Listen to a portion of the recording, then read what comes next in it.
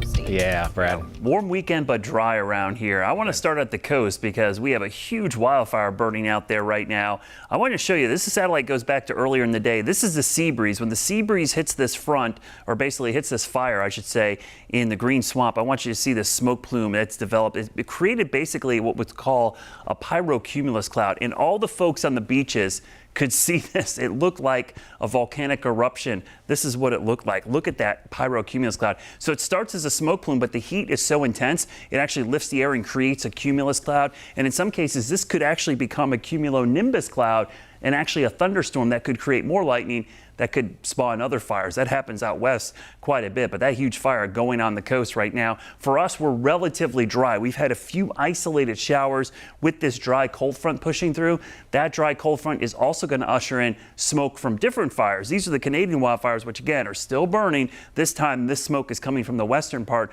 of Canada, where the fire started much earlier than in Quebec. Back in May, early May they started, but some of that smoke and haze already over us today and will be over us this weekend. So the combination of that smoke and ground level ozone, we're going to be a code orange this weekend, which means it's unhealthy for sensitive groups, very young, very old, those with respiratory issues. You don't need to stay inside. You just need to limit your strenuous activity if you're in those groups, especially if you have a respiratory problem. Now, severe weather wise, we've been very lucky. All the severe weather, which has been going on all week, continues to go on along this front and the jet stream, which is over this region in the Mid-South. You don't typically see severe weather like this in the Deep South this time of the year.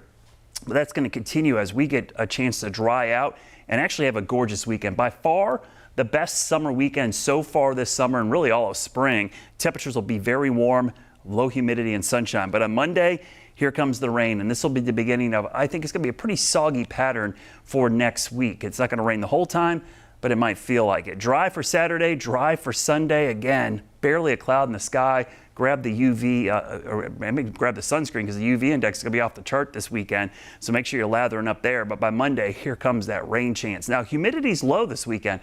We get the sun and the heat, but not the mugginess. Dew points in the 50s, so it'll feel great out there. Very comfortable in the evenings. Next week, you see the increase in dew points. And the reason why this low pressure is going to start spreading moisture in. We're getting that influx of moisture off the Atlantic. The combination of that should produce scattered showers and thunderstorms next week, especially in the mountains and foothills. We could see several days of heavy rain there and the flash flood potential increasing. Already in the medium risk for Monday for much of the western Carolinas, low risk in green. And then again on Tuesday, we'll be in that medium risk. So something to keep an eye on. Next week looking pretty soggy, but the weekend is looking absolutely picture perfect. 7-day rainfall forecast. That's a lot of rain. Could see 3 to 5 inches plus in the mountains, maybe more, depending on the setup as we go through the weekend. Here's your weekend forecast. Look at this.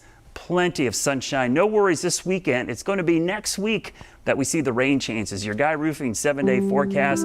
Beautiful hot weekend, but lots of rain next week with temperatures in the 70s.